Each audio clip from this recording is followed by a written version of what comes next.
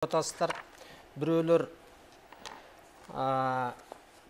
ярый балдарды издеп атат, ала салдырып бир бийликке баруу үчүн. Бирөөлөр болсо өз бийлигин сактап калуу үчүн эгер ошол СДПК көрсөткөн лидерде бийик түшүнүк болбосо, бийик касиет болбосо, бийик энергия болбосо, демек атында энергия бар го дейм. Сооронбай дегендей. Сооронбай акемди коюп алып эле сооротуп тура албайт да азыр кыргызды. Азыр ушу бир секирчү, бир өсчү мезгил келди. Адамдын жан дүйнөсүндө өсүү болбосо, деги эле коомдо өзгөрүү болбойт. Өнүгүү болбойт. Ошон үчүн эң басымды биз адамдын жан дүйнөсүн өскөнгө, өзүн таанытканга, деги эле адам бул дүйнөдө өзү жаратуучу ошого келген. Анан Токтай Эжеге айтып койгум келет.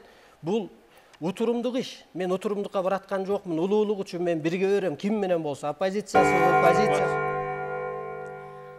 Спасибо, уважаемые кандидаты, за ваши ответы. А сейчас мы объявляем перерыв.